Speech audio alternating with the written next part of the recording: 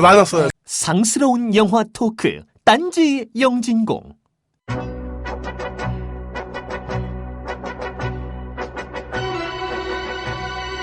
사과합니다.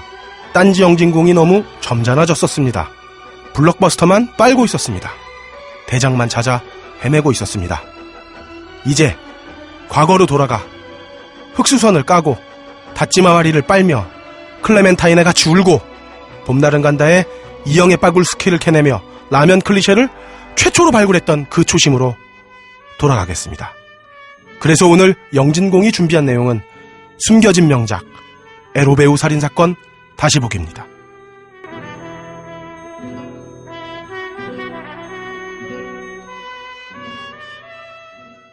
자, 오늘도 세 분의 의원님들 함께 하셨습니다. 먼저 딴지일보 최초로 딴따라와 영진공을 오갔던 하이브리드 의원, 무려 인류학 박사 해비조님 나오셨습니다. 하이브리드 의원 해비조입니다. 반갑습니다. 네. 다음으로 딴지 영진공 최초로 딴지에는 글을 안 썼으면서도 영진공에 전입한 함장님 나오셨습니다. 네, 영진공을 점잖하게 만들어버린 함장입니다. 그리고 마지막으로 딴지일보 최초의 팬클럽은 아마 총수라고 생각하시는 분들이 많을 텐데요. 그게 아닙니다. 딴지일보 기자 최초의 팬클럽을 보유하셨고 현재는 에코백 CEO이시자 예쁘게 죽어요의 설치미술 작가이시자 몇 권의 저자인 도대체님 나오셨습니다. 안녕하세요, 도대체입니다. 네, 오랜만이에요. 정말 오랜만이에요. 진짜 오랜만에 뵀어요. 네. 그러니까 제가 딴지에 글을 쓴 게 15년 전이거든요. 네. 총수가 같은 30대. 너부리는 무려 미혼. 야, 딴지는 말도 안 되는 우르부르 기획할 때였어요. 그때 도대체님을 처음 뵀는데 네. 변함이 없네요, 대체님. 그래요? 믿기지가 않는데요. 정말 변함없는 미모. 감사합니다. 네, 제가 태어나서 꾸준히 해온 게 없는데 네. 예쁜 거 하나는 꾸준히 해온 것 같아요. 뚫린 입이라고. 네, 그리고 더불어서 우리 그 방송을 만들어주시는 김태용 PD 그리고 박세롬이 작가님 같이 나와주셨습니다. 네, 안녕하십니까. 김태용 PD입니다. 박수 칠 시간을 안 줘. 작가님 다시 소개해주세요.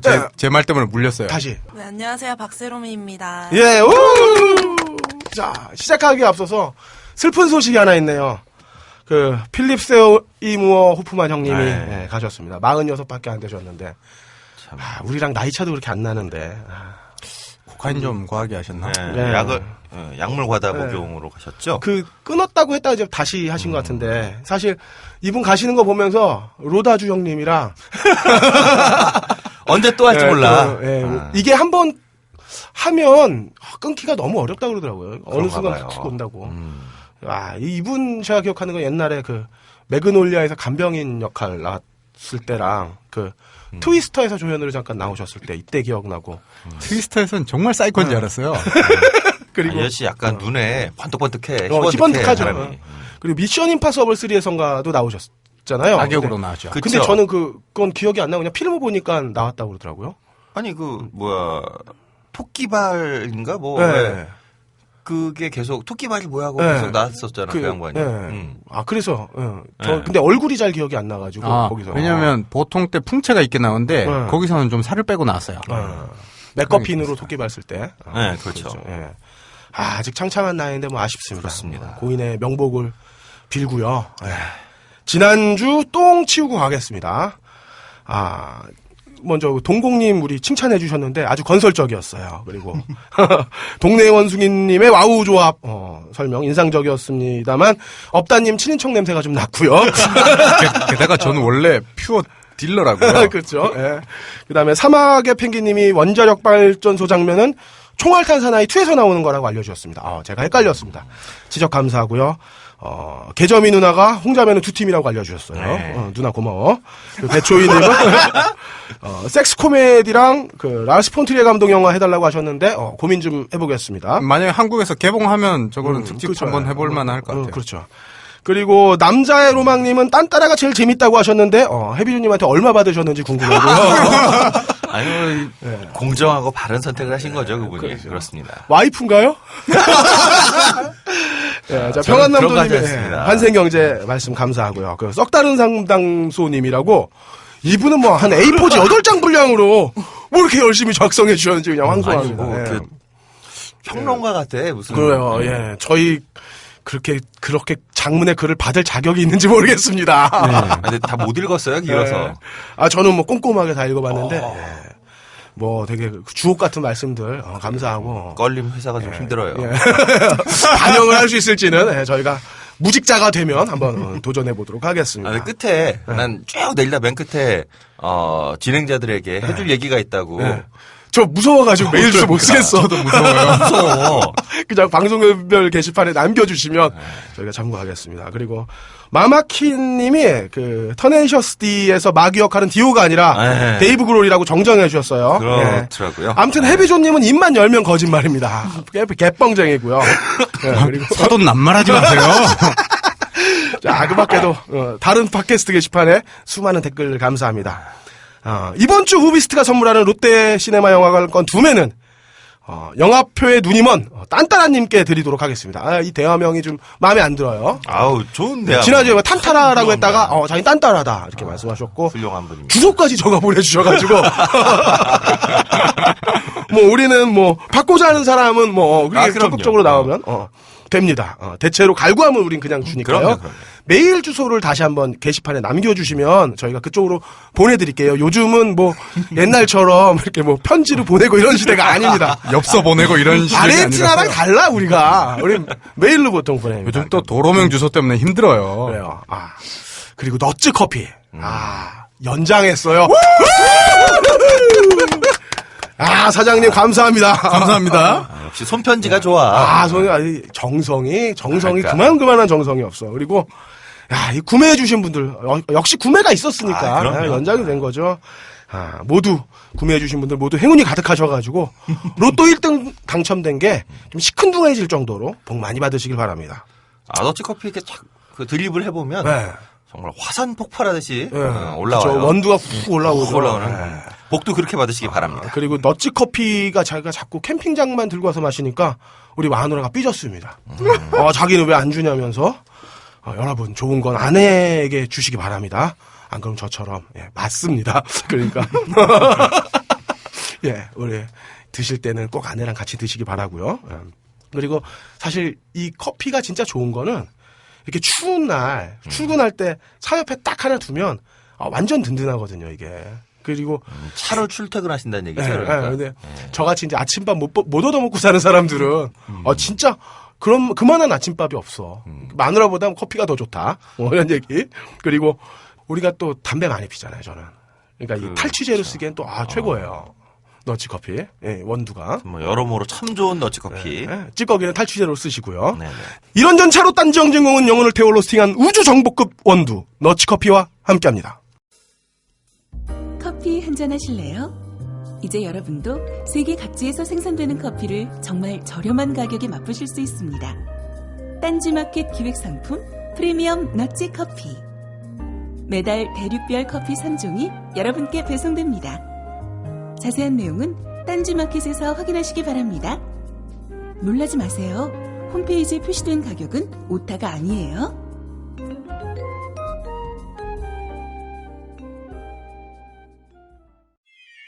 발가벗겨 디벼보는 영진공 전당포.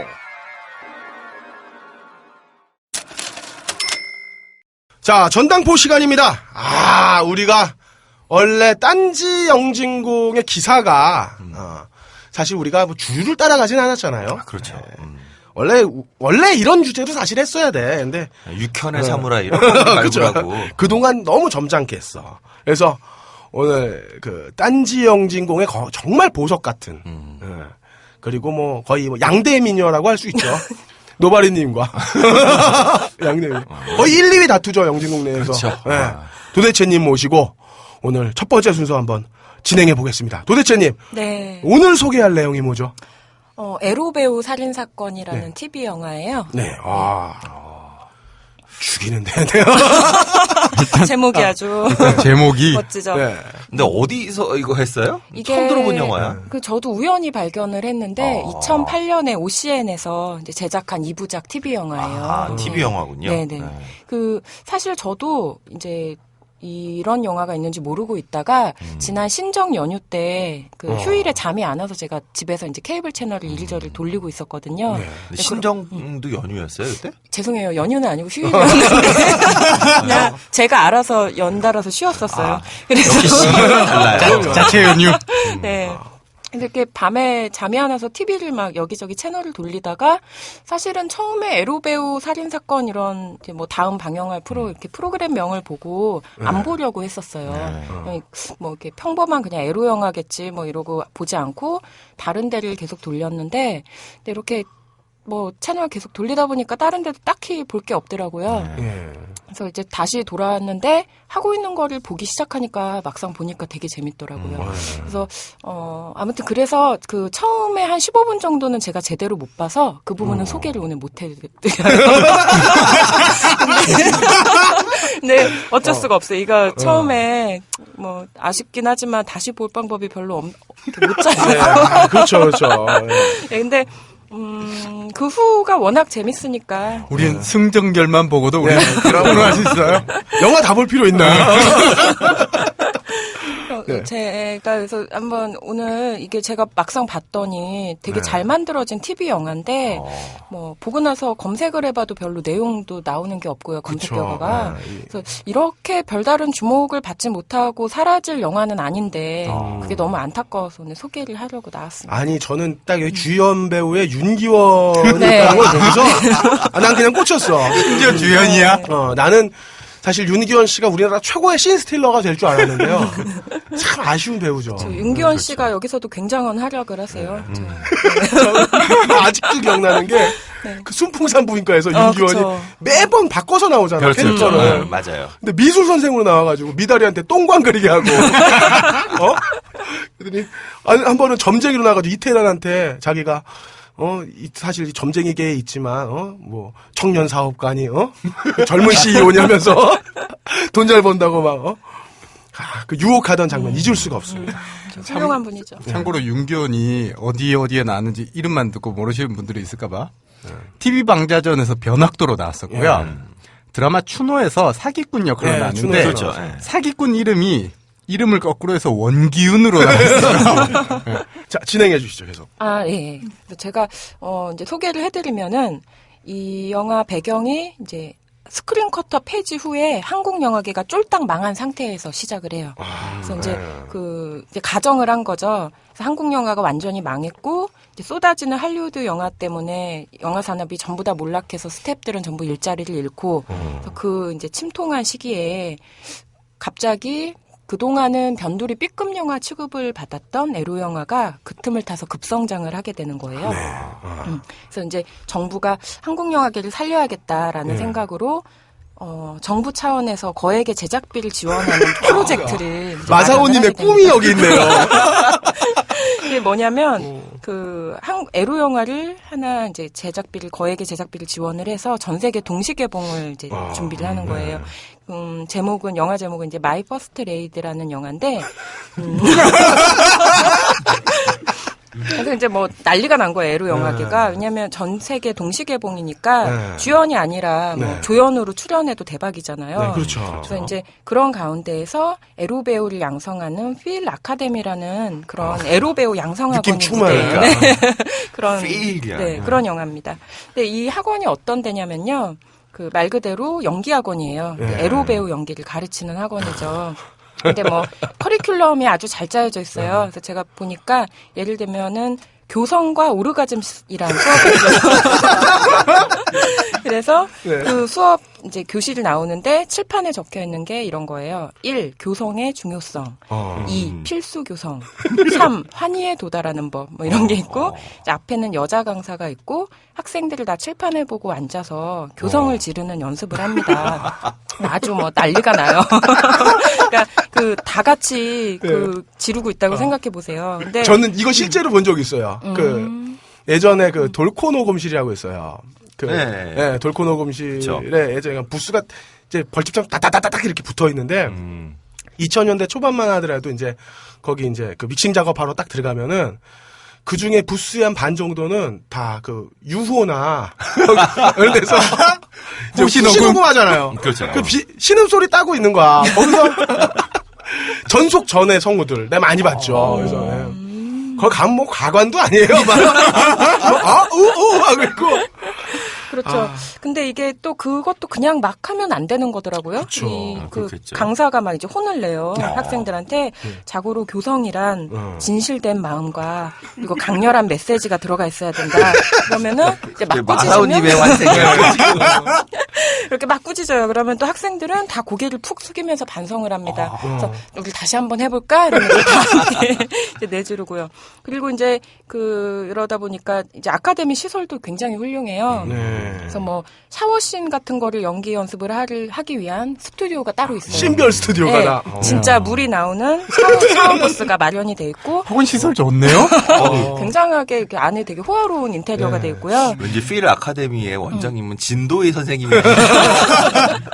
그 원장님 이름이 이대근 씨를 패러디한 이대건 씨인가 그런 원장님이 나와요. 그렇게 주장을 하고 있고. 전통 있는 분을 갖구나. 그리고 이제 뭐 샤워씬 연습을 이제 그 스튜디오에서 하면은 막 그거를 이제 지켜보던 다른 학생의 코피를 흘리고 아주 난리가 나죠. 가고 싶습니다. 그리고 이제 시설만 훌륭한 게 아니라 학생들도 열의가 굉장해요. 네. 그래서 뭐 이제 이런 수업은 이제 정규적인 수업이고 이제 수업이 끝나도 늦게까지 남아서 자기들끼리 스터디를 해요. 학원 안에서 이제 자기들끼리 찍은 에로씬을 돌려보면서 합평회를 합니다. 그러니까 뭐 보면서 뭐 부엌에서 하는 씬 이런 거 하는 종사자들 이제 다 같이 돌려본 다음에 냉철하게 평가를 해요. 뭐 예를 들면은 저건 리얼리티가 없다. 내가 볼 때 저거는 테크닉 자랑으로만 보인다. 진정성이 네. 없었구나. 그리고 뭐 각도가 맞지 않는다. 뭐 이렇게 냉철한 평가를 막 해요. 그래서 서로 기분 상할 정도로 막 평을 하고 있으면 이제 원장님이 흐뭇한 표정으로 문을 열고 들어오죠. 그래서 들어와서 그래 어떤 공부를 하고 있었느냐 이러면 학생들이 주방에서 하는 섹스씬이요 이렇게 말하면 원장님이 아주 흐뭇하게 호탕하게 웃으면서 나가시고 뭐 꼴꼴꼴 그러거나. 그렇죠. 이대근 씨 스타일로 했어야 되는데. 그리고 이제 그 와중에 학원 수업만으로 부족하다라고 생각한 부잣집 여학생이 나옵니다. 이제 이 여학생은 과외를 받는 거죠. 역시 사교육 시장이 열리는구나. 그렇죠. 근데 이제 그 나라에서 금지한 고액 불법 과외를 선택을 합니다. 그래서 여기 이제 아카데미 강사 중에 제일 유능한 실력파 강사로 나오는 분이 그 개그맨 출신인 김기수 씨예요. 그분이 아주 실력은 좋지만 인간미는 조금 떨어지고 댄서 킴이잖아요. 네. 근데 이 영화에서는 웃는 장면이 한 장면도 안 나와요. 굉장히 아주 혹독하게 학생들을 가르치는 선생으로 나오는데 이제 이 김기수 강사가 부잣집인 여학생 집에 가서 안방에서 이제 따로 과외를 하는 거예요. 그래서 이제 그 장면도 되게 재밌는데, 이제 방 안에서 침대 위에서 에로씬 과외를 하는 거죠, 둘이. 둘이 아주 열심히 하고 있어요. 근데 이제 실습 도중에 학생 어머니가 과일을 깎아서 들고 들어와요. 그러면 이제 김기수 강사가 화를 내면서 어머니, 중요한 오디션을 앞두고 있으니 출입은 자제해 주세요. 이랍니다. 그러면 어머니는 그러면 이제 또 되게 미안한 표정으로 나가고 그러면 이제 약간은 머쓱해진 분위기가 되잖아요. 그럼 김기수 강사가 여학생에게 우리 이럴 때가 아니지 옷 벗어. 이 영화는 그냥 유토피아를 그리고 있네요. 그러니까 배경을 굉장히 영리하게 잘 선택을 했다는 느낌이 들더라고요. 월드스타가 되기 위해서는. 그럼요. 그렇죠. 그러니까 그러다 보니까 학구열도 불타고 뭐 전 세계 동시 개봉할 영화도 앞두고 있고 그러니까 경쟁이 진짜 얼마나 치열하겠어요. 그래서 신경전도 학생들 사이에 굉장히 치열하고요. 그러니까 뭐 여학생들 사이에서는 경쟁자 이제 속옷 안에 브라 안에 막 면도칼을 몰래 넣고 이런 잔인한. 그래서 가슴을 베이고 막 뭐 그런 장면도 나오고 근데 그러던 중에 드디어 코미디도 있고 고어도 있고 막 그러네요. 이 얘기 듣다 보면 아마 또 굉장한 그래서 이제 그러던 중에 드디어 이 아카데미 학생 중에 그 영화의 오디션의 주연으로 뽑히는 여학생이 생기게 된 거죠. 근데 그래서 이제 그 여학생이 그걸 질투하는 다른 학생이랑 뭐 머리채를 붙들고 서로 뭐 물을 뿌리고 싸우고 그런 사태까지 일어나고 그러는데 그 주연으로 발탁된 여학생이 살해된 채로 발견하는 거죠. 스릴러로 넘어가네요. 네. 그렇죠. 그래서 경찰에서는 다행이네요. 기승전결 중에 길을 못 보셨을 줄 알았는데 길은 보신 것 같아요. 제가 볼 거는 다 챙겨본 것 같아요. 그래서 이제 경찰에서 수사를 해야 되니까 형사 하나를 학생으로 위장해서 잠입 수사를 하게 합니다. 그게 바로 윤기원 형사인 거죠. 근데 그 윤기원 씨가 거기서 굉장히 전형적인 강력계 형사 이미지로 나와요. 옷도 대충 입고 막 담배 냄새 많이 풍길 것 같고 그러니까 딱 보면 왜 조폭이랑 구별 안 되는 그런 형사 이미지로 나오고 상남자로 나오는데 이제 그러다 보니까 학원에서 적응을 잘 못해요. 사실은 이제 거기는 입학하기도 굉장히 어려운 상황인데 이제 뭐 남자 배우가 부족했는지 윤 형사가 굉장히 쉽게 들어간 거예요. 근데 그러다 보니까 다른 학생들한테 낙하산이라는 오해도 받고 그래서 뭐 성격의 부침성도 없고 그래서 왕따를 좀 당해요 그 안에서. 그리고 오해받을 만하네. 이게 보면은 그 산드라 블록이 주연했던 미스 에이전트인가요? 아 그렇죠. 네, 미스 에이전트예요. 그렇죠. 털털한 남자 버전이에요. 털털한 이 형사가 그게 무슨 미인대 뽑는 거죠. 미인대 나가죠. 근데 좀 이게 뭐 들어가면은 친하게 지내고 이러려면은 거기 이제 다들 배우 지망생들이니까 뭐 다 속옷을 입고 다녀요 그 학원 안에서. 그것도 좀 이렇게 좀 예쁜 거 그런 거 멋진 걸 입어야 되는데 이제 윤기원 형사는 거기에서 하얀 메리아스에 예. 헐렁한 체크무늬 있는 사각 팬티 입고 그러고 다니죠. 이제 거기에 금목걸이 하나 딱 걸치고 이제 그러고 다니는 거죠. 패션의 완성. 그렇죠. 그리고 이제 들어가자마자 온갖 순환을 당합니다. 그러니까 뭐 들어간 첫날 SEM 실전 강좌 수업을 실전 강좌 들어가게 되는데 그 이게 그러니까 SM 쉽게 이해하시면 그 이제 세디 그렇죠. 세디즘 앤 마조이즘. 마조이즘. 그래서 이제 그런 수업이 있는데 여자 강사가 윤기원 형사한테 나와서 시범을 보이라고 해요. 그래서 뭐 얼떨결에 간 첫날 학원 간 첫날 가서 침대에 양손을 묶이고 이제 목에도 가죽 목걸이랑 체인으로 이렇게 묶이고 침대에 다 묶인 다음에 이제 여자 강사가 이제 외칩니다. 그래서 제가 이제 대사가 너무 재밌어서 적어봤어요. 근데 제가 해보자면 이 더럽고 추악하고 한심한 변태 새끼야. 내가 오늘 끔찍한 벌을 내려주지. 널 마음껏 혼내주겠다 이렇게 외칩니다. 네. 그리고 채찍으로 때리고 뭐 침 뱉고 뭐 하일로 밟고 막 그런 장면이 나와요. 그러다 이제 촛농을 윤기원 형사 배에 막 떨어뜨리죠. 그리고 이제 뜨거워서 막 형사가 막 몸부림을 치는데 이제 다른 학생이 옆에서 말하죠. 선생님, 저 화상 방지 로션을 안 바르신 것 같은데요. 이러면 선생님이 깜짝 놀라면서 미안하다고 막 그런 장면이 나오고요. 근데 제가 이 영화를 보면서 되게 굉장히 감탄했던 것 중에 하나가 소품에 굉장히 신경을 썼다는 거예요. 디테일이 네. 살아있군요. 그러니까 그냥 막 하지 않고 예를 들면은 그 촛농을 윤기원 형사 배에 떨어뜨릴 때에도 사실은 그 캐릭터가 그냥 헐렁한 사각 팬티를 입어도 별로 무리 없는 캐릭터거든요. 근데 그 촛농의 배에 촛농 떨어뜨릴 때 딱 보면은 팬티 상표가 클로즈업이 돼요. 근데 거기에 금박으로 인견 레이온이라고 하셨습니다. 그러니까 이거는 사실은 그 정도까지는 신경을 안 써도 되거든요. 그러니까 저도 사실은 이제 그 장면을 볼 때는 캐치를 미처 못했어요. 근데 너무 웃겨서 이제 제가 보면서 TV 화면을 아이폰으로 이제 사진을 막 찍으면서 봤는데 그걸 왜 근데 이제 진짜 오랜만에 듣는다 인견 레이온. 근데 이제 나중에 보니까 그 이제 흐뭇하게 사진첩을 넘기다 보니까 그게 딱 찍혀 있는 거예요. 그러니까 그렇게까지 신경을 안 써도 되는데 제가 너무 감탄을 한 거죠. 궁금하신 분들은 제가 방송별 게시판에 도대체님한테 사진을 받아가지고 네. 그러니까 올려주세요. 그러니까 이따가 제가 다시 말씀드리겠지만 그 소품부터 제작진들이 신경을 쓴 티가 정말 굉장히 많이 나요. 놀랍네요. 인견 레이온 같은 디테일은 뭐 거의 우리나라에서 봉준호 정도만 할 수 있는 거 아니에요? 그래서 근데 이 윤기원 형사가 이렇게 그런 식으로 적응을 한참 못하고 있는데, 이제 로맨스가 빠질 수 없잖아요. 그래서 이제 거기에서 만난 한 여학생이랑 가까워져요. 근데 이제 뭐 다른 학생들은 에로배우 지망생답게 막 그냥 가만히 있어도 끼가 넘쳐나고 막 섹시한 분위기가 풍기고 이런 학생들인데, 네. 이 학생은 좀 약간은 단아한 이미지? 그리고 좀 조용한 학생이에요. 왠지 여기서 사귄자의 냄새가 확 난다. 그럼 좀 들어보시고. 근데 이제 스포 조심해야 됩니다.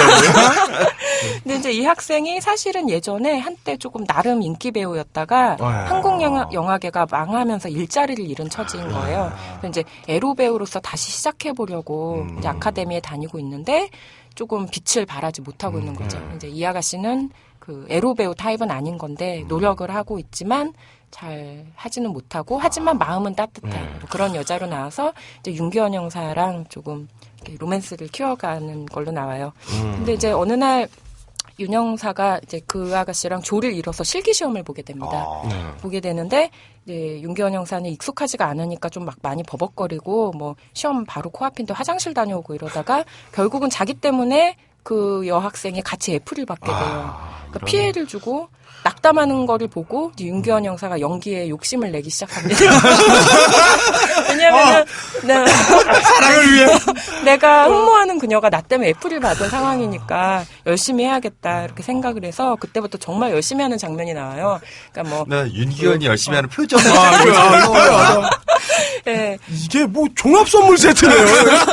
고어 스릴러, 에로에 미스터리까지. 와. 그래서 이제 뭐 경찰서에서도 노트 필기를 하면서 막 복습을 해요. 그래서 체위도 이제 자기가 막 스케치로 막 이렇게 해보고 필기를 막 하고. 근데 이제 사실은 노트 필기까지는 괜찮죠. 근데 뭐 경찰서 한쪽에서 조용히 하면 되니까. 근데 이제 문제는 경찰서에서 실기 연습을 합니다. 그래서 이제 한쪽에 의자를 갖다 놓고 거기에 이제 막 분가분가를 하는 연습을 하고 그래요. 그러니까 이제 반장님은 미치겠는 거예요. 이제 수사를 하라고 보내놨더니 애가 미쳤어. 정신은 딴 데 팔려 있고 그래서 막 꾸짖고 이래요. 이거 그만하라 막 노트를 뺏고 이러면 윤기원 형사 요거까지만 공부하고 이렇게 얘기를 합니다. 근데 이제 의외로 재능이 있는 거예요. 그래서 숨겨진 재능이 네, 있었구나. 그래서 이제 실력이 막 일취월장하게 돼서 나중에는 막 원장님한테 칭찬까지 받고 그러다 보니까 오히려 이제 자기랑 같이 조를 이뤘던 그 여학생은 조금 기가 죽고 막 이런 상황까지 오죠. 근데 이제 이렇게 윤기원 형사가 정신을 팔고 있는 사이에 학원에서 두 번째 살인 사건이 일어나는 거죠. 그 처음에 주연급으로 발탁이 됐다가 이제 한 여학생이 살해를 당했잖아요. 이번에는 그 다음에 발탁이 된 그 여학생마저 죽은 거죠. 그러니까 뭐 형사가 나름대로 잠입 수사를 하고 있는데 살인 사건이 나니까 난리가 난 거죠. 그러네.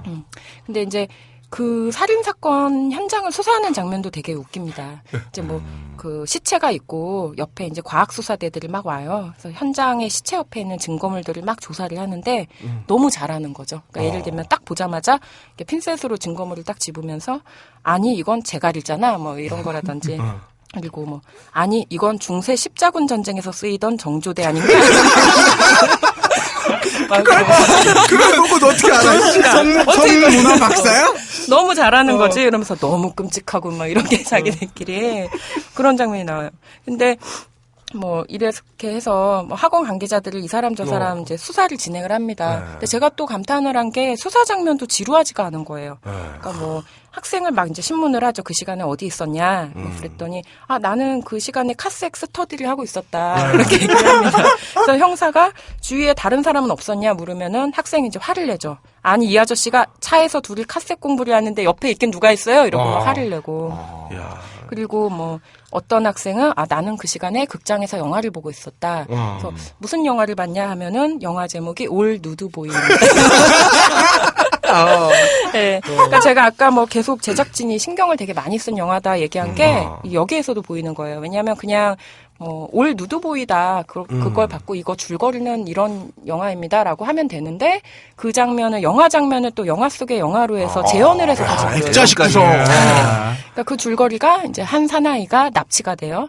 그래서 15년 동안 눈이 가려진 채 매일 누군가의 성욕을 채워줍니다. 그리고 군만두 먹으면 성욕을 채우는 거 아니에요? 그리고 이제 풀려난 후에 이제 그 여자를 찾아 나선다는 내용인데 이거를 이제 또 다 다른 배우들이 써서 전부 다 재현을 해서 보여주는 거예요. 정말 숨어 있는 명작이다. 네. 아주 감탄을 하면서 봤죠. 그리고 이제 또 안타깝게도 수사하는 과정에서 그 아까 우리의 그 고액 불법 과외를 하던 김기수 선생이 예. 하면 안 되는 과외를 했다는 사실이 밝혀져서 아카데미에서 쫓겨나게 돼요. 그러니까 실력은 좋지만 뭐 어쩔 수 없는 거니까. 이게 딱 그 미스 에이전트의 플롯에 원초적 본능의 미스터리를 갖고 왔고 여기에 가로지기 전에 해악이 있네. 네. 그래서 이제 사실은 뭐 수사가 더 진행이 되면서 결국 범인이 밝혀지기는 하는데요. 범인이 누구고 뭐 왜 살인까지 저질렀는지는 제가 밝히지 않을게요. 왜냐면 언젠간 이거를 직접 보셔야 되니까. 근데 다만 제가 보실 수 있다면. 근데 이제 다만 반전이 있다는 것까지는 알려드리고 싶은 게 네. 그게 뭐 사실 대단한 반전은 아니에요. 그러니까 뭐 보고 나서 대박이다. 뭐 얘가 범인이었다니. 뭐 어떻게 이런 스토리를 생각해냈지. 감독 천재인가 봐. 뭐 이런 정도의 반전은 아니고 예를 들자면 걔였어? 뭐 이런 정도의 반전 있잖아요. 걔가 그랬구나. 뭐 이런 정도의 반전이기는 한데 근데 저는 사실은 이 부분도 제작진의 성의였다고 생각을 하거든요. 그러니까 뭐 어떤 제작진이 사실 자기 작품을 대충 만들겠냐마는 그러니까 이 영화는 처음부터 끝까지 그런 성의가 계속 보이는 거예요. 그러니까 사실은 그 이전에 중간중간 소소한 웃음도 많고 막 이렇기 때문에 반전까지는 사실은 없어도 된다고 보는데 그래도 그냥 넣어줬거든요. 그래서 넣어줬어. 그리고 심지어 그 반전에 반전까지 하나 더 있어요. 근데 저는 이제 그거를 성의로 받아들인 거죠. 완전의 반전이지. 네.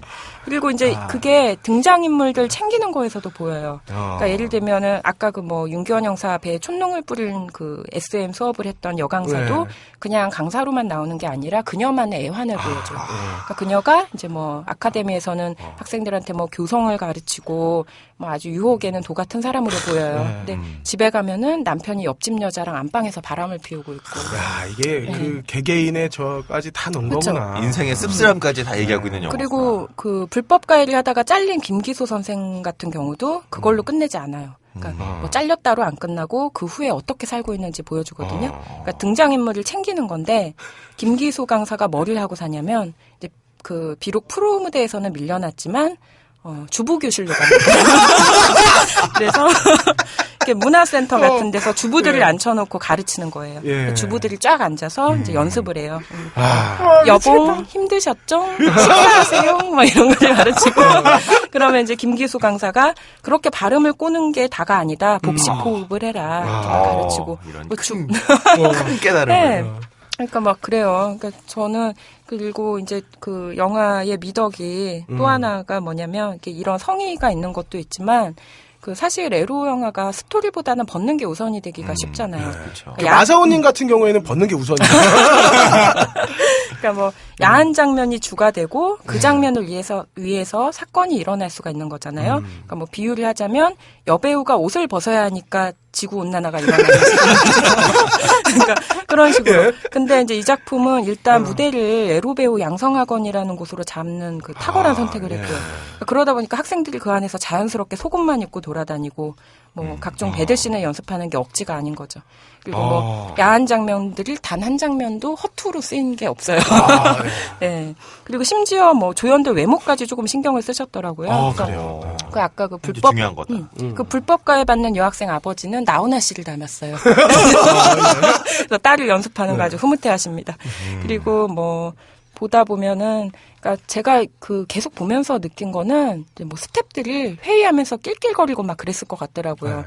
제작진들이 신경을 정말 많이 썼구나.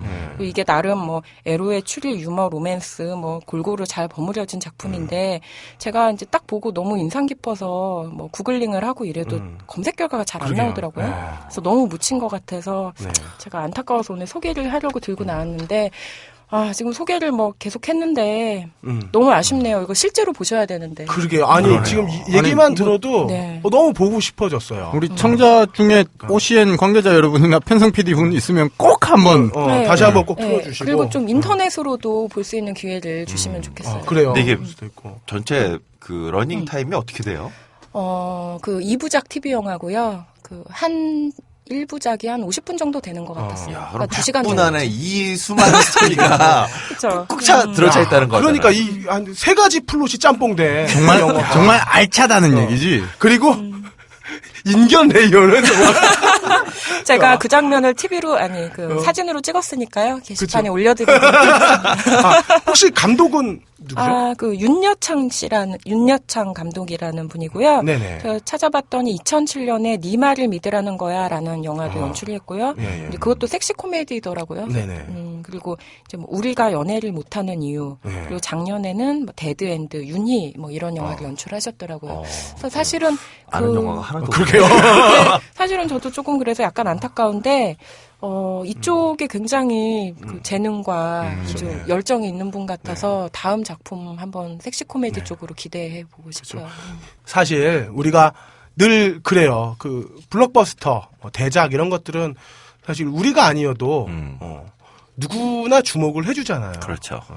이렇게 작고 예전에 우리 딴지 영진공에서 했듯이 뭐 닷지마리를 재조명을 하고 했던 것처럼 이런 이 소소한 영화들도 누군가가 재밌게 봤다면은 반드시 한번 다시 발견해서 복귀해주는 이런 것도 의미 있는 시간이 되는 것 같습니다. 그러게 제가 오늘 그렇습니다. 아주 와서 의미 있는 행동을 하고 가네요.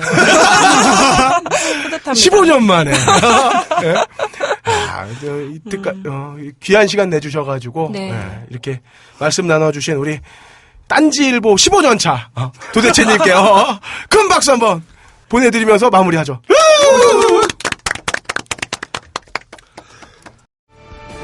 영화 음악의 A to G 영화 딴따라. 자, 영화 딴따라 시간입니다. 야, 해비조님. 네. 해비조님 하기 전에 네네네. 그 얘기 좀 궁금해하실 것 같은데 그 도대체님 팬클럽이 딴지일보 최초거든요. 네.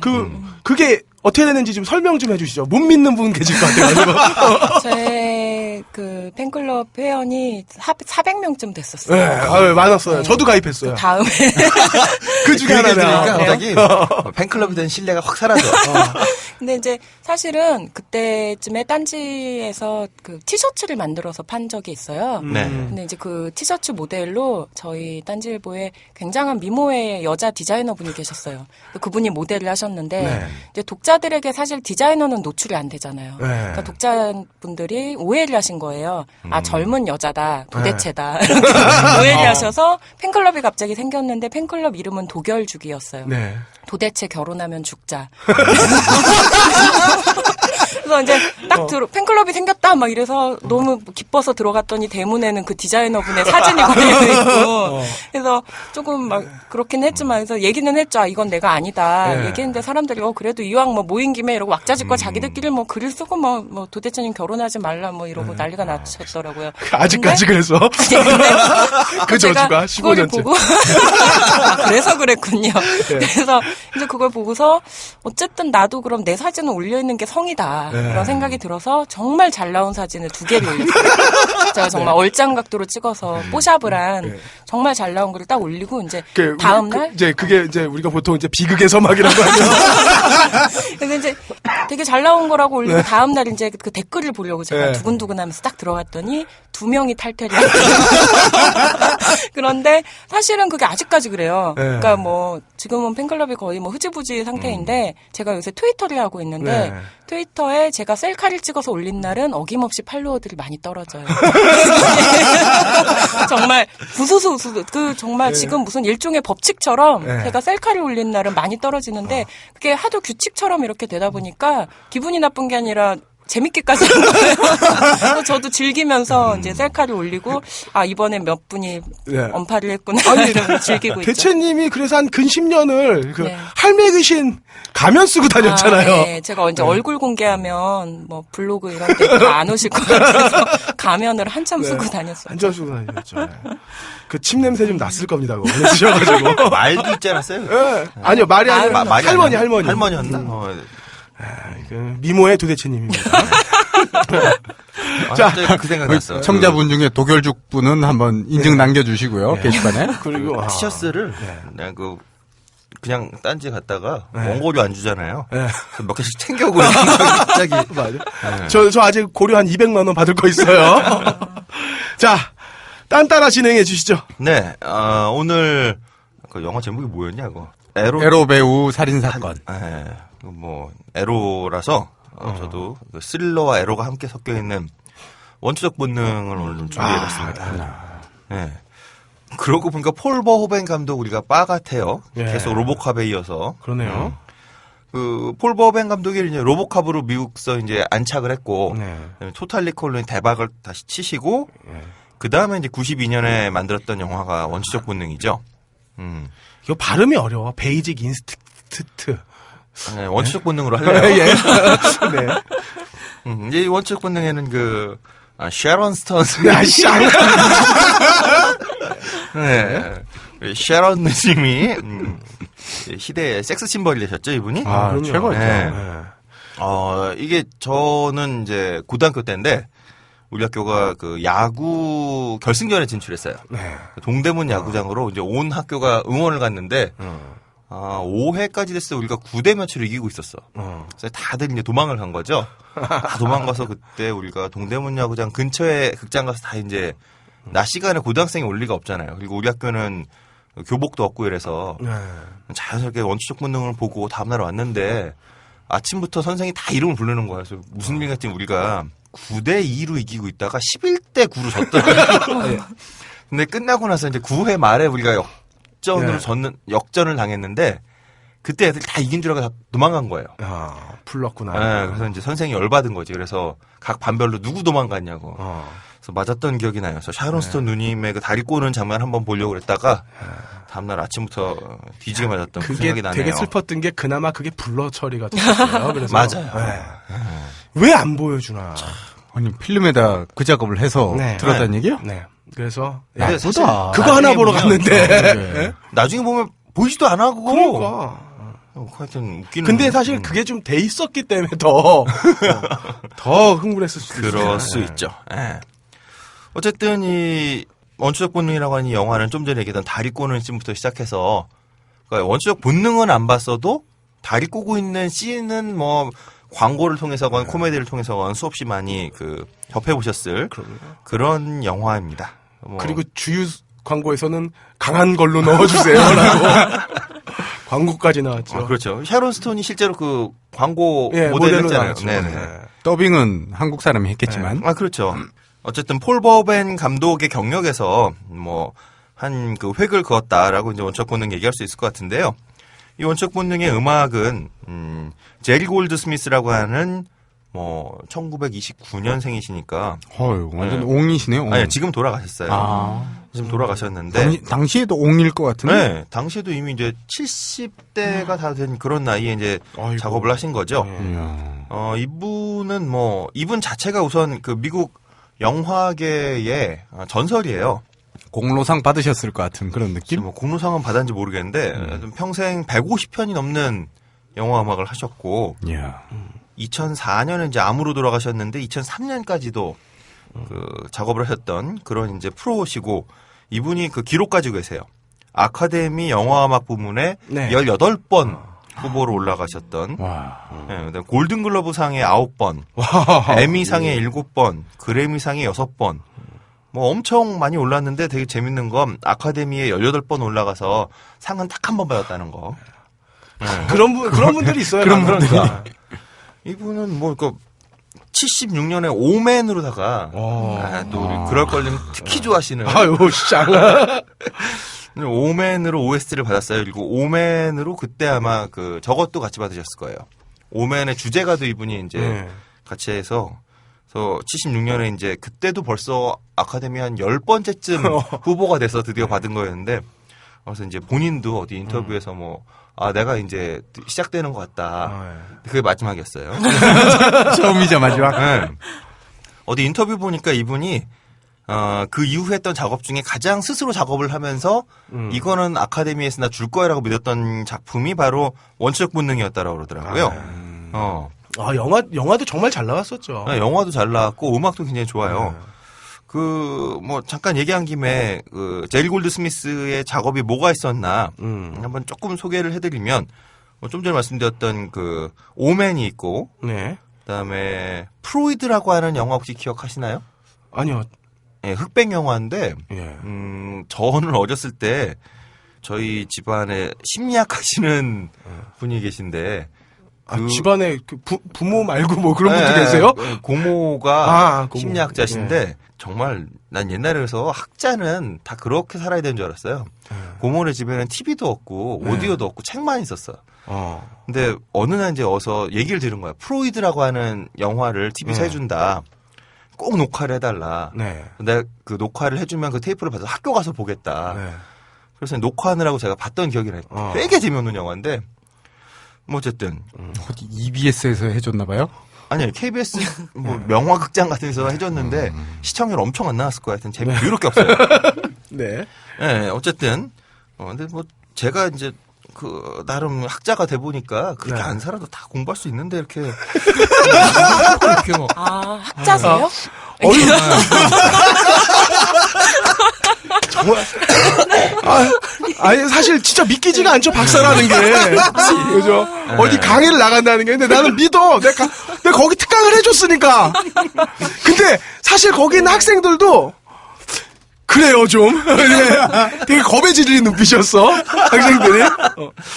네, 어쨌든 그 프로이드가 이제 62년작인데 제일 골드 스미스의 첫 번째 아카데미 노미니. 네, 베스트 뮤직 스코어 부문에 이제 후보가 됐던 작품이고요. 네.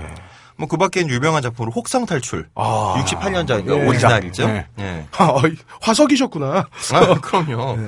패튼 대전차 군단이라고 예. 옛날 영화 있었죠. 그다음에 또 도라라고 그 2차 도라. 대전 예. 일본군하고 예. 빠삐용. 빠삐용. 네, 스티브 차이나타운. 맥케너. 네, 맞아요. 그다음에 또 영화 스타트랙, 그러니까 TV 시리즈 말고 오리지널 무비. 네, 처음으로 이제 오리지널 무비로 나왔던 스타트랙, 람보 시리즈. 야. 그램린. 오락영화도 많이 하잖아요. 이분은 장르도 안 가려요. 그러네요. 들어오면 다 하는 것 같아 그냥. 거의 뭐 그 통장에 돈만 꽂히면 바로 하시는 야, 그런 스타일인 것 같아요. 빠삐용을 하다 그램린은 좀. 거기서 이너 스페이스. 이너 스페이스. 우리 또 지난 시간에 지난주에 그, 얘기했죠. 있었잖아요. 이너 스페이스. 또 LA 컨피덴셜. 킴 베이싱어. 네. 킴 베이싱어 누님의 어떤 야, 그러고 보니까. 고홍미. 네. LA 컨피덴셜의 킴 베이싱어랑 샤론 스톤은 정말 우열을 가릴 수가 없네요. 그쵸. 이 섹시미는. 그리고 원초적 고홍미. 본능에 원래 처음에 그 킴 누님한테 갔었죠 이게. 네. 그다음에 이 누나가 이건 너무 벗는다. 어. 그래서 이제 안 하셨다라고. 또 역사가 어떻게 됐을지 모르는데. 그러니까. 네. 그다음에 그 이분이 저 원초적 본능을 냈을 때 이제 본인이 그 이제 될 거라고 믿었었잖아요. 예. 근데 그때 그러니까 93년 65회 아카데미상의 베스트 오리지널 스코어 부문에 이제 후보가 됐는데 이게 실제로 그 트로피를 가져간 건 디즈니 애니메이션 알라딘이었어요. 그때 왜 홀 뉴 월드라고 그 주제가 유명했고 그다음에 또 홀 뉴 월드가 엄청났죠. 그러니까 휘트니 휴스턴의 보디가드가 92년에 개봉했었거든요. 네. 그래서 당연히 보디가드가 가져갈 거다라고 믿었는데 그것도 이제 제끼고 알라딘이 차지한 걸 보고 이때 이제 제리 골드버그가 제리 골드 스미스가 약간 이제겠다. 삐지면서 내가 애니메이션도 해야겠다. 그래서 뮬란의 OST도 하셨던. 뭐 이분은 제가 장르를 안 가리시네요. 네. 아니 상욕심을 내서 하신 거네? 모르겠어요. 나도. 근데 이게 제가 볼 때 거의 이분은 그 우리나라로 보면 트로트 가수 같아. 무대 안 가리고 통장 입금만 되면 그냥 바로 어디든지 달려가시는. 정육점까지만 하지 않는. 정육점 하니까 이건 좀 딴 얘기인데 그 저랑 친한 모 밴드가 네. 블랙 뭐 홀 뭐 이런 밴드가 예. 블랙홀. 네, 헵메탈 밴드잖아요. 네. 근데 어디서 이제 공연 섭외가 온 거야. 네. 그래서 공연 섭외 가서 그러자 그래서 이제 갔는데 네. 무대도 없고 무슨 전통시장에 전통시장에 요즘에 이렇게 지붕 씌우는 거 있잖아요. 네. 그 지붕 씌우고서 오픈하는데 어떻게 알고 연락을 했는지 이 형들한테 연락을 한 거예요. 갖고 막 헤비메탈을 하는 형들인데 머리는 막 이렇게 길러갖고 반짝이 옷 입고 나 기타도 빽빽한 거 이런 거 들고 갔는데 다 이렇게 전대 차고 있는 할아버지 할머니들이 쟤네 뭔가 근데 이분들이 하여튼 뭐 진심은 통했던 것 같아요. 아주 할아버지 할머니들이 나중에 덩실덩실 좀 해주시며 구성진 네. 원래 곡을 안 하고. 아니 원래 곡을 했는데 굉장한데요? 그러니까 나는 깊은 밤의 서정곡을 제일 좋아하는데. 그러니까. 그럼 물론 깊은 마음의 선정곡도 있지만 이제 블랙홀의 그 핵심이 되는 노래는 다 빠른 곡들이잖아요. 두다다다다 뛰고 있는데 할아버지들 앞에서 할머니들과 함께 이제 덩실덩실 관광버스 춤을 추며 즐기셨다는 갑자기 그런 생각이 나네요. 네. 쓸데없는 얘기였고요. 네. 네, 어쨌든 이 원초적 본능은 아까 말씀드린 것처럼 제리 골드스미스가 굉장히 힘들게 만들었던 작업이다. 그래서 스스로도 이 정도라면 아카데미상을 받을 거다라고 이제 확신할 수 있을 만큼 굉장히 공을 많이 들였던 작업이라고 알려져 있어요. 네. 기본적으로 이제 원초적 본능이라는 영화 자체가 굉장히 복잡하죠. 아, 복잡하죠. 네, 등장인물도 다 이렇게 뭔가 그 정신 상태가 올바른 인간이 하나도 없고 다 꼬여 있는 데다가 네. 또 그들 사이의 관계도 또 꼬여 있어요. 네. 그러니까 샤론 스톤을 둘러싸고 있는 다른 남자 또 그러니까 마이클 더글라스 이외에 다른 남자도 있고 여자도 있고 그 관계가 이렇게 생각하시면 돼요. 15년 전 딴지일보 사옥 같은 2층이 있는데 계단은 없고 뭐 그런 네, 거의 그런 수준인 거죠, 이건. 허가는 안 나고 뭐 이런. 허가는 없는데 하여튼 뭐 TV 촬영은 하고 그렇죠. 예, 뭐 그런데요. 거의 뭐 그런 거였죠. 그러니까 이게 촬영되면 보통 고발되지 않아요? 아, 그건 모르겠습니다. 모르겠습니다. 예. 드라마에 돈은 받았겠죠. 나왔어. 유명 드라마였는데 그거? 뭐 하여튼 예. 네. 어쨌든 뭐 드라마 영화에 나왔었죠, 영화. 영화였나요, 그게? 예, 영화에 하여튼, 나왔었죠. 영화도 나오고 드라마도 나오고. 아, 그래요. 양쪽 다 나왔었습니다. 그런 딴지 사옥이었는데 그 불법 건축물이었다는 거. 네. 네. 들어갈 때마다 졸라 불러야 되고. 아, 나 그거 진짜 불러야 되는 줄 알았더니 순간 고민하고 있는데 남홍 씨한테 이거 해야 돼요? 그랬더니 뒤에서 뭐 해요? 그래서 그냥 문 열고 들어가더라고. 하여튼 처음 갔을 때 굉장히 당황했어요 그때. 그 뭐 나는 누구다 뭐 아니, 지금 누구랑 청자들이 결혼했다. 이해를 못할 거야 무슨 얘기인지. 그러니까 예전 딴지 사옥에는 그렇죠, 들어갈 그렇죠. 때 뭐 초인종 같은 걸 누르고 얘기를 했어야 된다는 얘기죠. 네, 그렇죠. 초인종을 누르고선 이제 방송을 해야 돼요 안에다가. 네. 안에다가 그 네. 현관문 앞에 마이크가 하나 줄에 대롱대롱 네. 매달려 있었어요. 그럼 마이크를 잡고 거기 안내문이 써 있었어요. 안내문에 이곳을 방문한 자는 다음과 같이 얘기를 해야 된다. 마이크에 대고 말하시오. 그러니까 나는 누구다. 누구를 찾으러 왔다. 졸라. 뭐 이렇게 얘기해요. 그러면은 이제 그 마이크에 대고 얘기를 하면 그 사옥 안에 쩌렁쩌렁 울립니다. 그게 다 울리게 돼 근데 있어요. 어느 날 제가 열심히 근무를 하고 있었는데 그 여자분이 되게 수줍은 목소리로 하는 소리가 들렸어요. 일하고 있는데 뭐지? 이러고 있는데 이제 그분이 그러시더라고요. 나는 보험 아줌마가 그러더니 정말 또 수줍게 마지막에 졸라 이렇게 얘기해서 다들 막 일하다 빵 터지고 그랬던 기억이 나네요. 진짜. 그 15년 전에 진짜 딴지는 아비규환이었어요. 그렇죠. 물레동 사옥은 그죠. 정말 네, 놀라움의 연속이었어요. 아, 갑자기 또 그 생각이 나는데 거기에 그 철구님의 싸라. 그리고 너부리님의 양대 리얼돌들과 사라가 리얼돌 이름이에요? 네. 근데 그게 리얼하지 않아요. 네. 굉장히 대충 만들어 놓고 어떤 특정 부위만 이렇게 좀 구멍을 파놓은 뭐 그렇죠. 그런 네. 거였는데 남로당에서 팔던 건가? 예. 아니 실험용으로 그거 판매도 하지 않았었어요 그거? 아마 너부리님이 남로당 런칭하면서 그거 샘플로 갖고 오고 뭐 그랬지 않았나. 글쎄요, 뭐 하도 이거저걸 팔았잖아요. 사실은 제가 거기 있으면서 또 기억이 다 안 나요. 뭐를 팔았는지. 하여튼 뭐, 그 기억이 나요. 처음 갔는데 뭔가 싶어서 살색 큰 인형이 하나 있는데, 아니, 인형이라 생각 안 했어요. 그냥 뭐, 살색 쿠션 같기도 뭐가 있는데, 연민한테 이거 뭐야? 그랬더니, 이게 여기를 봐. 우선 어떤 특정 어느 부위를 이렇게 가르쳐 주는 순간, 이게 이런 거구나. 그 인형을 둘러싸고 굉장히 어떤 사건이 하나 또 일어났어요. 그게 이제 그 어떤 직원분이 사라라는 이름을 인형에게 붙여주고 철구님. 우리 방금 얘기한 철구님. 당시 영화팀 팀장. 근데 이제 애지중지 보살피셨어요. 항상 한쪽에 세워놓고 계셨는데 이제 그 어느 날 그분이 아침에 출근을 하더니 화가 나서 막 사람들을 이렇게 막 취조를 하고 다니시는 거예요. 이게 뭐냐? 그래서 이게 뭐냐 막 이랬더니 사라의 등에 흙이 묻어 있습니다.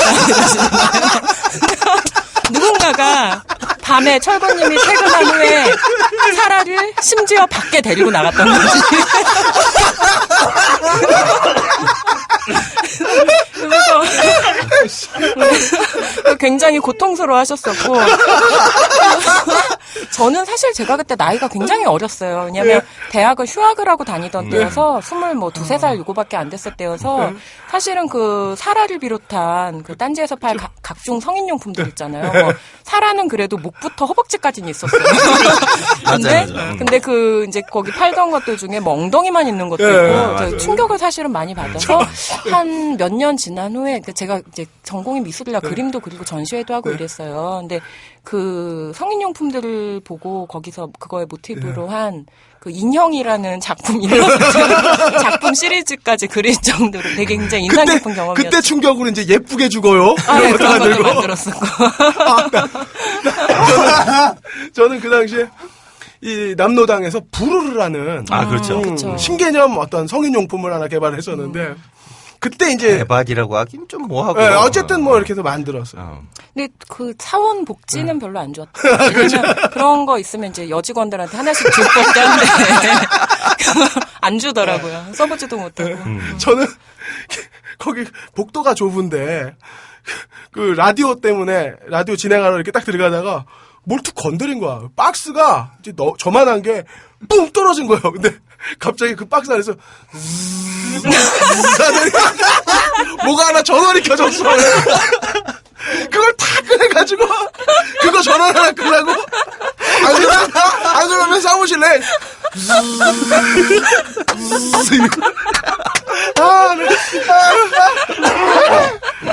그거 찾는데 2시간 걸렸습니다. 근데 제가 근데 이 얘기 계속 해도 될까요?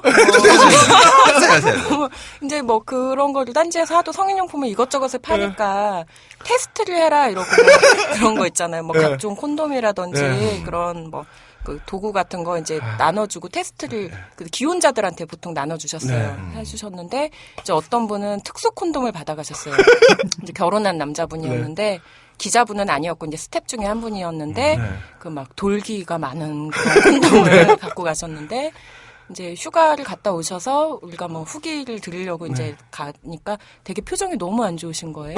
아내분이 병원에 가셨다 그런 적도 있었고.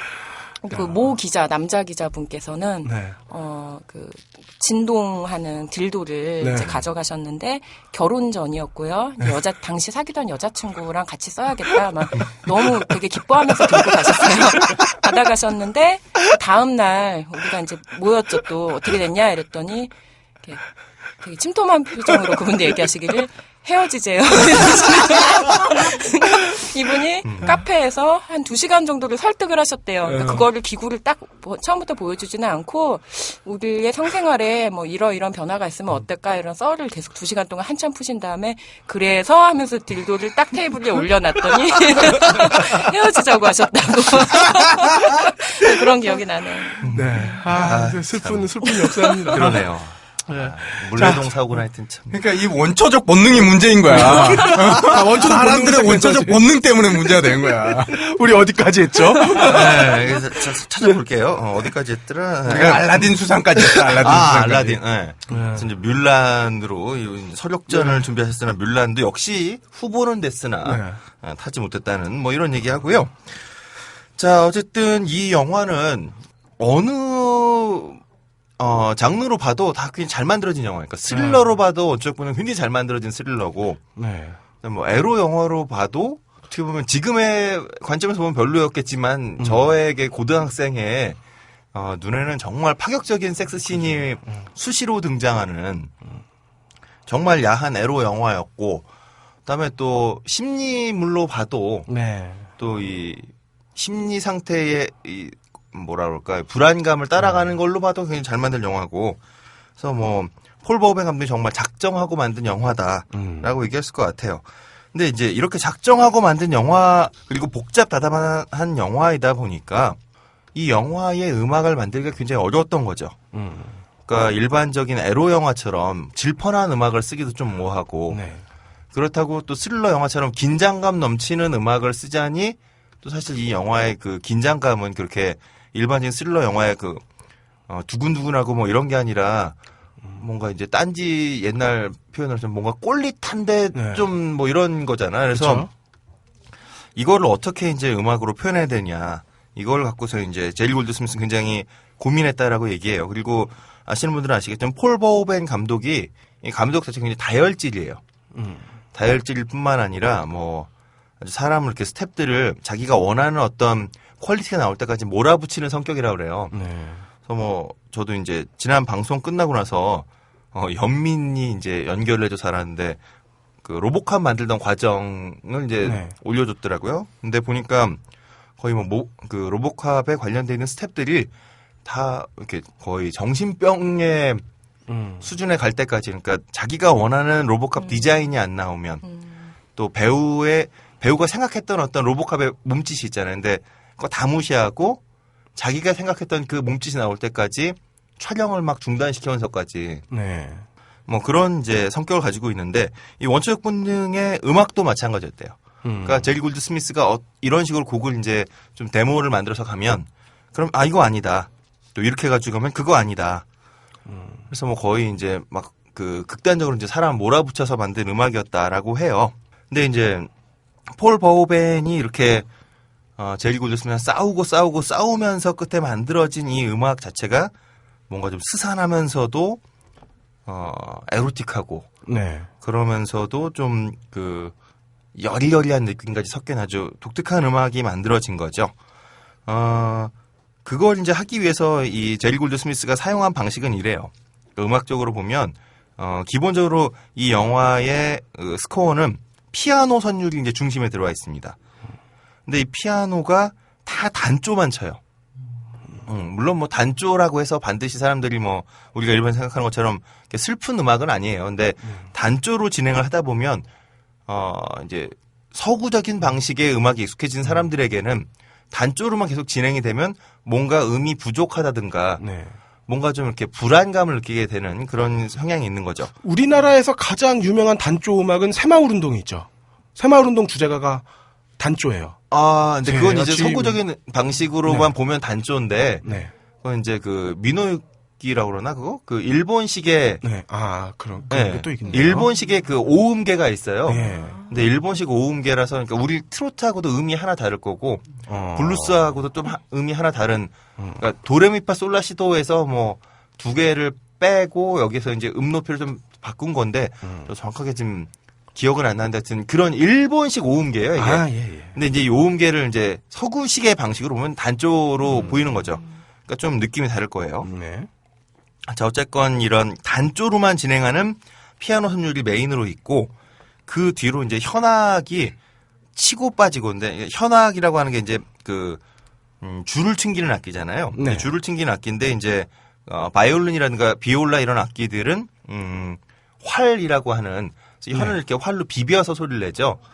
그래서 이게 이제 그 뜯는 악기들, 기타나 뭐 만돌린 이런 뜯는 악기랑 달리 현악기로 돼 있다 보니까 자연스럽게 싹 활을 이렇게 싹 밀면 치고 들어왔다가 싹 빠지고 이런 게 이제 기타와 달리 굉장히 부드러운 그런 그 치고 빠지는 게 가능해지는데 현악이 굉장히 아주 야리야리하게 살짝 치고 들어왔다 빠지는 방식으로 요게 이제 메인의 그 영화에서 계속 사용되는 하나의 틀이에요. 그러니까 보통은 스릴러 영화 이러면 타악기를 사용해서 긴장감을 이제 올리는데 이 영화에서는 살인 사건 장면 정도를 빼고 나면 타악기가 사용되지 않습니다. 그러니까 피아노와 현악기 중심으로 해서 여성적인 느낌이죠. 그러니까 남성적인 스릴러가 아니라 여성적인 그것도 여성적인데다가 굉장히 그 살짝 뭔가 이렇게 감질만 나는 듯한 이런 방식으로 긴장감을 올리는 거죠. 아니 이런 거 신경 쓰면서 들으면 영화는 어떻게 봐요? 이렇게 영화 볼 땐 사실 몰랐고요, 저도. 근데 영화 볼 때도 영화를 처음 봤을 땐 고등학생이었잖아요. 아무것도 안 들어왔어. 영화 내용도 사실 극장에서 봤는데 내용도 잘 기억 안 났어요. 그냥 처음부터 이렇게 네. 송곳으로 푹 찍잖아요. 네. 근데 송곳으로 찍는 것보다 이제 그 샤론 스톤 누님의 이제 그게 더 이렇게 막 남아서 사실 뭐 그때는 그런 거 없었습니다. 줄거리가 안 들어올 텐데. 줄거리가 안 근데 줄거리가 기억이 안 났어. 그냥 다 끝나고 친구들하고 우와. 그거밖에 없었던 기억이 나요. 그리고 그렇게 하다 보니까 이게 여성적인, 그러니까 제리 골드 스미스가 음악적으로 핵심을 줬던 게 딱 샤론 스톤이었던 거죠. 네. 그러니까 마이클 더글라스도 주인공이긴 하지만 음악은 다 샤론 스톤에 맞춰서. 그래서 피아노, 현악기, 그리고 약간 더 들어온다면 관악기가 다 목관악기예요. 예. 그러니까 전에도 말씀드렸다면 금관악기는 대체로 뭐 트럼펫, 트럼본, 뭐 색스폰. 예, 색스폰은 금관악기기도 하고 좀 묘한 악기예요. 그거는 좀 특이한 악기고.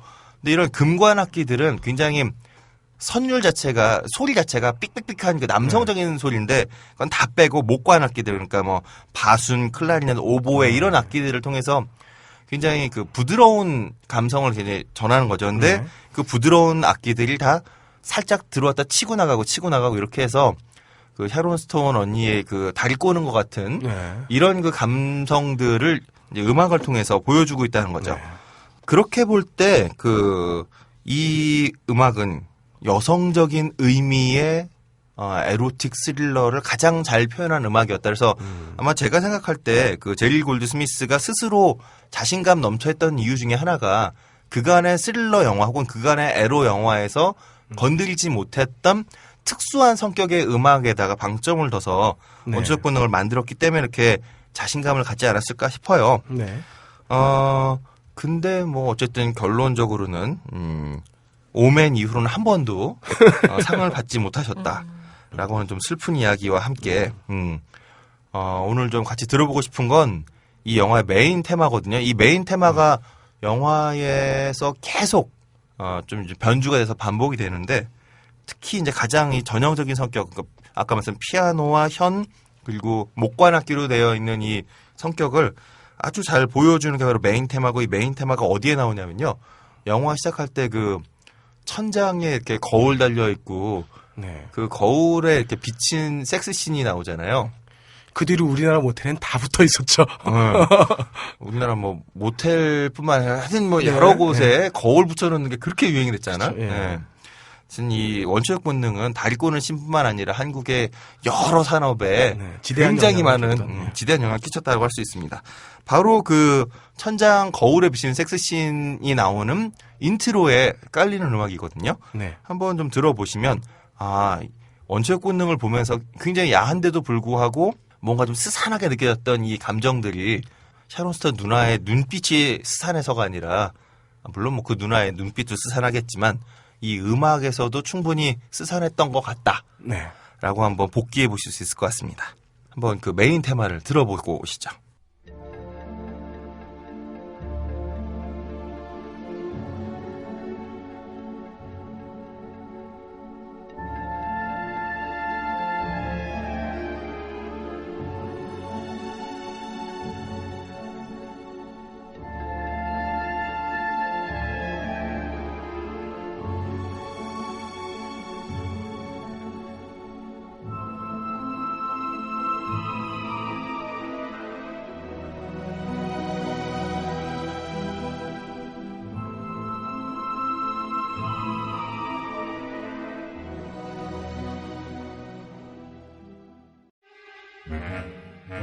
이번 주 개봉 신작의 근거 없는 예측 무비 찌라시. 무비찌라시 시간입니다. 네, 지난주 감기 몸살로 인해서 설 당일에 응급실까지 갔기 때문에 영화를 한 편도 못 봤어요. 지난주에는. 이렇게 직무유기하셔도 되나요? 송구합니다만 지난주 반성은 없습니다. 네. 자, 이번 주 개봉 영화는 이번 주 개봉 영화는 총 3편을 골라봤어요. 개봉하는 게 되게 많긴 했는데 대부분 다 뭐 심지어 2005년도 작품도 있고 옛날 영화들을 틀어주는 것 같아요. 그래서 최신작만 3편을 골라봤습니다. 네. 첫 번째로 프랑켄슈타인 불멸의 영웅. 원제는 I 프랑켄슈타인이에요. 네. 감독은 스튜어트 베티라고 각본적으로 좀 유명한 양반인데 캐리비안 해적 시리즈 각본가로 활동을 했고 그다음에 가장 잘 쓴 작품으로는 그냥 제 개인적인 평입니다만 톰 크루즈가 나온 콜레트럴의 각본을 쓴 사람이라서 이 두 영화가 사실 제 취향은 아닌데. 그래요? 네. 캐리비안의 해적이 별로 제 취향이 아니었어요. 그래요? 못 느꼈어요. 그래요? 네. 저는 우리 얘기한 오리지널 스코어도 참 좋아하는 그래요. 네. 하지만 워 오브 투모로우라는 쓰레기 영화 감독을 했던 사람이라서 기대치는 1점 드리고요. 유명한 배우로는 다크나이트에서 멋진 검사로 나오다가 결국 투페이스로 몰락하는 하비덴트 역할을 했던 아론 에커하트가 나오고 주인공으로 프랑켄슈타인으로 나와요. 생긴 게 매치가 되네요. 왜요? 아, 하비덴트가 좀 각지게 생겼잖아. 이렇게 이마만 튀어나오면 비슷한데? 또 뭐 새로운 또 그렇네요. 전 해비조님은 뭐 크게 분장 안 해도 프랑켄슈타인이고. 그리고 우리 빌 나이 옹께서 악역을 맡는답니다. 아 근데 이 형은 몰래도 우선 올해도 등장하면 그 약얘기부터 한번 떠올라요. 너무 센 거랬어. 악역으로 나오는데 뭔가 좀 웃긴 악역일지 영화 자체는 무거운데 그러지는 않을 것 같고. 자, 그 외에 오스트레일리아 출신 배우 둘이 나오는데요. 감독이 오스트레일리아 출신이라서 그런 것 같아요. 미란다 오토라고 반지의 제왕 3편 왕의 귀환에서 애호인 역할을 했던 아가씨가 우리 빌 형의 대척점에 있는 이 착한 쪽에 있는 역할을 하고 그다음 미드 덱스터 7에서 8시즌에 한남의 K로 출연했던 이본 스트라홉스키도 예. 나온답니다. 근데 이 여배우는 이쁘기만 하고 잘 기억이 안 나는데 어쨌든 되게 매력적이었어요. 그래요? 네. 그럼 배우 기대치는 2점 줘도 충분할 것 같네요. 네. 신업은 뭐 200년 정도 계속된 성과 악의 전쟁. 왜 200년 됐냐고 물어보시면 프랑켄슈타인 소설 나온 게 한 180, 190년 정도 된 것 같아요. 그런 것 같고 인간이 창조한 프랑켄슈타인이 영웅이자 열쇠가 돼서 세상을 구한다는 내용이에요. 뭐 전혀 기대할 게 없겠죠. 기대치는 1점 드립니다. 합계 4점이에요. 옛날 프랑켄슈타인 그 얘기가 아닌 거예요? 네, 현 시점에서 얘기를 하고 게다가 이 프랑켄슈타인이 결국엔 인간이 창조했을 뿐 그러니까 막 얼굴에 이렇게 실밥만 있는 프랑켄슈타인이지 완전 능력 자체는 슈퍼 막 울트라 막 인간의 몸같이 다져져 있으면서 막 메가톤급 괴력을 내는 뭐 그런 괴물이죠. 별 재미가 없어 보이냐? 그래서 4점 줬네요. 네. 그래서 그래도 스타일리시한 액션을 좋아하시는 분들 뭐 예를 들어 우리 그 저주의 명작이죠. 고스트라이더 뭐 이런 것들 그런 액션 좋아하시는 분들은 뭐 챙겨볼만 할 것 같아요. 보지 말란 소리죠. 2편은 잘 나왔다니까. 아, 이 편은 괜찮아요? 네. 1편만큼 망작은 아니에요. 제가 분명히 수작이라고 표현을 안 했습니다. 2편. 네. 뭐 알겠습니다. 예고편 뿐이라도 그 정도면 극장에서 봐줄만 할지도 몰라요. 우리는 우리는 고스트라이더는 뭐 영화의 내용을 떠나서 주연 배우를 잘못 뽑았었거든. 아우 그 머리 없는 양반이 그러고 나오니까 이거 얼마나 비네 사람이. 그러게요. 자, 두 번째 영화로 레고 무비. 네. 감독은 필 로드, 그다음 크리스 밀러 두 사람인데 네. 둘이서 하늘에서 음식이 내린다면이란 애니메이션이랑 왜요? 아, 그 원래 있던 대목이에요? 이거 아, 되게 네. 재밌어요. 아, 그래요? 네. 이거 프랑스 애니메이션 아니에요? 그래요? 원작이. 하늘에서 음식이 내리면이 원래 프랑스 원작 아니에요? 아니요. 아닙니다. 몰라요. 예. 뭐 이렇게 기근을 해결하고 아니야 그런 거 아니야. 하늘에서 막 도넛이 떨어지고 뭐 이런 거요. 네. 아, 그다음 21 점프 스트리트를 감독했던 사람들이요. 둘 다 기대 이상의 작품이어서 저는 기대치 2점 드리고요. 애니메이션이다 보니 목소리가 누가 나왔는지 좀 꼽아보자면 지난주에 언급해드렸던 SNL 출신의 윌 퍼렐과 함께 네. 리암 니슨 나오고요. 오호. 모건 프리먼, 비싼 분들 많이 나와. 예, 엘리자베스 뱅크스, 뭐 21 점프 스트리트의 두 주인공인 채닝 테이텀이랑 조나 힐도 등장합니다. 야, 화려하네요. 엄청 화려하죠, 이 정도면. 뭐 목소리로 출연하면 돈을 뭐 반값만 주나요? 반값보다 더 싸게 주죠. 훨씬 싸게 주죠. 그래도 뭐 이 정도면 대단한 라인업이니까. 블록버스터인데. 예. 예, 기대치 적당히 2점 드리면 되겠어요. 야, 이래놓고 2점 주면은 목소리만 나와서. 목소리만 나와서. 알겠습니다. 뭐 제가 애니메이션은 배우 기대치를 많이 주지 않잖아요. 다만 신업을 1점밖에 줄 수 없어요. 왜냐하면 레고인데? 저는 다른 의미로 1점 줄 겁니다. 이거 애랑 보면 안 돼요. 애랑 보면 안 되는 영화로 끝나는 게 아니야, 이거. 심각한 경제적 타격을 입힐 수 있어요. 들어봤더니 이거 뭐 레고에서 그런 거를 한 건가요? 제작비 지원이라거나. 와, 뭐 그러지 않을까. 제작비를 지원할 수밖에 없는 게 영화 자체가 정말 레고를 가지고 스탑모션으로 만들었어요. 예. 훌륭하네요. 절대로 애하게 보여주면 안 되는 영화. 두 가지가 있어요. 레고랑 파워레인저. 이 두 가지는 세트로 가야 되기 때문에. 자, 1점을 드리는 이유가 슈퍼히어로들이 등장해서 레고 세계를 구한다는 내용이잖아요. 신업 자체는 볼 게 없어요. 합계 5점이죠. 슈퍼히어로가 누굴까요? 슈퍼맨, 배트맨, 뭐 철진한 닌자 거북이도 나오고요. 뭐 간달프도 나오고. 뭐 닌자 거북이 뭐 리부트하고 있으니까. 네. 다만 저는 합계 5점이라도 영화 마니아 분들께서는 충분히 이 영화를 즐겁게 보실 수 있다고 확신해요. 온갖 영화의 패러디가 배트맨은 패러디도 들어가 있고 온갖 게 다 들어가 있으니까. 슈퍼맨도 예. 나오고 뭐. 다만 저의 한 가지 걱정은 이 방송을 듣는 여러분들이 과연 자막이 제공되는 레고 무비를 찾을 수 있을까? 그게 걱정이에요. 그렇죠.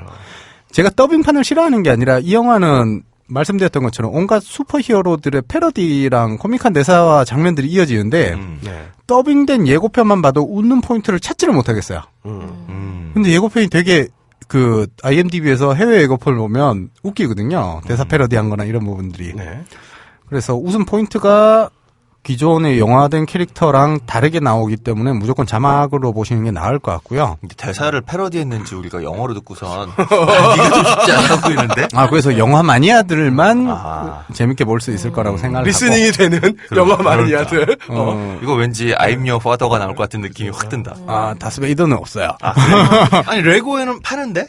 레고에는 파는데 여기에 스타워즈 캐릭터는 한 솔로가 나오고 한 솔로랑 C-3PO까지는 나오는 걸로 알고 있는데 다스베이더는 없었던 걸로 기억해요. 최근 그리고 경제 사정이 좋지 않은 부모들은 꼭 피해야 될 영화. 피해야 될 영화입니다. 저 같은 사람 피해야 됩니다. 네. 게다가 IMDb 예고편 배경음악을 들어보면 8, 90년대를 추억하는 그 전자음의 당시에 유행했던 음악이 나와요. 8비트 그렇기 전자음. 때문에 예, 성인 애니메이션이라고 저는 생각을 하고 게다가 아까 말씀드렸던 것처럼 이게 레고 무비가 CG로 만들어진 게 몇 년 전에 개봉을 했었어요. 그게 아니라 이건 완전 모두 실제 레고를 가지고 스탑 모션으로 만들었기 때문에 뭐 제작비 전액 레고 제공이겠는데요, 이거? 그렇겠죠? 모든 모듈을 다 줬을 테니까. 그리고 애들에게는 절대 보여주면 안 되겠네. 네, 이건 성인용 무비입니다. 그렇습니다. 성인. 네, 그렇게 보시고 세 번째 영화 또 하나의 약속. 이게 영어 제목은 Another Family예요. 그리고 공간 좀 많이 잡았으면 좋겠는데. 원래 이거 펀딩할 때도 또 하나의 가족으로 잡았죠. 네, 제목이 바뀐 이유는 뭐 당연히. 여러 가지 이유가 있겠지만 네, 각자 상상도 하시고요. 감독이 계속 인터뷰했는데 외부로 압박은 전혀 없었다고 확실하게 주장을 했습니다. 예. 다른 생각은 마시고요. 자, 영어 제목을 들으셔야 삼성의 광고 카피가 떠오르시는 것처럼 예. 사실 우스갯소리지만 세상에서 제일 나쁜 구인 광고 중에 하나가 가족처럼 대합니다. 그렇죠. 가족처럼이라. 가족은 희생하는 거거든요. 왜 고용장소에서 희생을 해야 되는지 모르겠어요. 자, 감독은 김태윤이라고 그 김수로 씨가 주연했던 잔혹한 출근을 감독한 사람이에요. 잔혹한 출근은 전 중후반까지도 되게 재미나게 봤거든요. 막 신선한 부분들도 있고. 나름 블랙 코미디인데. 예. 근데 끝이 조금 흐지부지했긴 했었는데 뭐 블랙 코미디 치고는 되게 신선해서 기대치 2점 드리고요. 네네. 배우는 박철민 아저씨가 아빠로 나오고 네. 박희정이라는 배우가 딸로 나옵니다. 그 다음에 써니에서 그 나쁜 여자애들 패거리 있잖아요. 괴롭히는 주인공 괴롭히는 거기에 넘버 2로 나왔던 배우인데 이 박희정이라는 배우가 기억이 전혀 안 나요. 왜냐하면 항상 샷에서 메인 샷에서 밀려나 있었기 때문에 얼굴이 기억이 안 날 거예요. 그 다음에 풍산깨 이후로 좀 뜸하다 싶었는데 김규리 언니가 나오고 김규리 언니 요즘 돈 되는 데 많이 못 나오네요. 청산가리 발언 때문일까요? 아니겠지라고 우리가 얘기를 하면 되나? 그럼요. 그다음에 윤유선 언니가 엄마로 나옵니다. 정말 오랜만에 스크린 나오는 네, 그러네요. 네, 오랜만 수준이 아니라 일 드라마 전문으로 네. 요즘 나오시더니. 그다음에 이경영 아저씨랑 정진영 아저씨가 나오고 제가 좋아하는 박혁권 아저씨도 나오네요. 박혁권 씨는 저도 좋아합니다. 예, 무척 좋아합니다 이 배우. 박철민 씨 혹시 이게 첫 번째 주연작 아닐까요? 그럴 것 같아요. 그렇네요. 주연으로는 또 생각이 처음이시겠네요. 그러니까 생각이 나는 게 우리에게 없어서. 신 스틸러이기 때문에 굉장히 각인은 돼 있지만 주연은 처음이지 않을까 싶어요. 배우 기대치 3점 드립니다. 신업은 이게 정말 사실이냐 싶을 정도의 팩트 기반으로 이루어진 이야기입니다. 실화를 바탕으로 했고 그 실화가 얼마나 대단한지 우리 스스로 막 현실을 자조할 수밖에 없는 상황을 고스란히 보여줘요. 저는 삼성 반도체가 세계 1위라고 광고하는 거를 벌써 10년 넘게 봤거든요. 그렇죠. 네. 게다가 이미 대한민국 사회의 학생들이 삼성그룹에 들어가기 위해서 학창 시절부터 대학을 노리고 그 학생들이 도서관에서 지내고 그런데 그 학생들을 만든 부모와 사회 그런 사회 현상을 고스란히 영화에 반영해서 나왔을 거라고 생각을 하고. 뭐 학교 총장들한테 할당. 그렇죠. 심지어 그런 사회 현상을 삼성전자 가지고 직접 대학 줄을 세우려는 사회. 그렇죠. 뭐 아직은 아닌 것 같다라고 자기들 철회는 했지만 그런 시도를 했다는 것 언젠가는 다시 하겠다는 거죠. 시도를 했다는 것 자체가 언젠간 다시 한다는 얘기니까. 그런데 그런 대기업이 무엇을 착취해서 그렇게 1위로 군림한가를 아무도 통찰하지 않아요. 들어가고 싶다는 거죠. 그게 당연하다고 생각하니까. 아닌 걸 아니라고 얘기하는 게 무서우니까. 저는 이거 신업 3점 드립니다.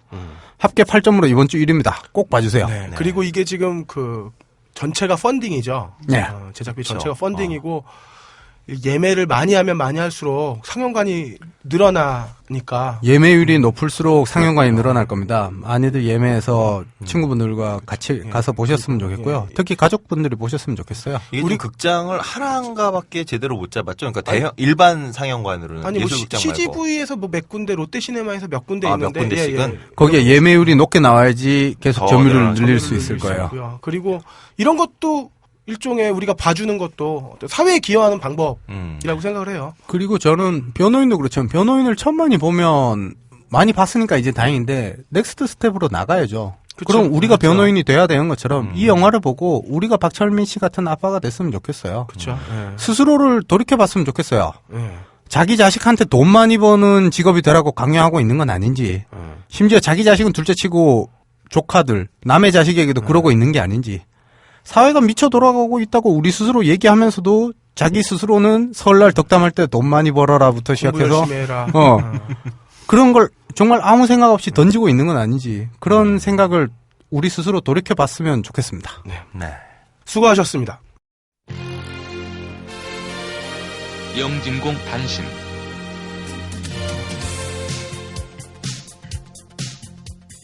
단신 소식입니다. 예, 인디스페이스에서는 삼성과 싸우는 다윗, 방금 전에 소개해드린 또 하나의 약속, 김태훈 감독의 또 하나의 약속을 2월 6일에 개봉하고요. 네. 한국 시네마테크 협의회 서울 아트 시네마에서는 시네마테크 친구들 2014를 계속 진행하고 있는데 2월 8일 토요일에는 시네토크로 작은 마을의 봄 상영 후에 장률 감독이 시네토크를 진행하고요. 네. 2월 9일 일요일에는 2시 반에는 엑스칼리버 상영 후에 변영주 감독이 시네토크를 진행하고 그날 저녁 6시 반에는 세일러복과 기관총을 상영한 후에 왜 웃으세요 단신에서 이혜영 감독이 자기 취향 나왔거든. 시네토크를 진행합니다. 딴지라디오 방송별 게시판에 청취 후기를 남겨주시는 분들에게 매주 한 분씩 무비스테에서 제공하는 롯데시네마 영화 관람권 2매를 제공하고 있습니다. 많은 참여 바랍니다.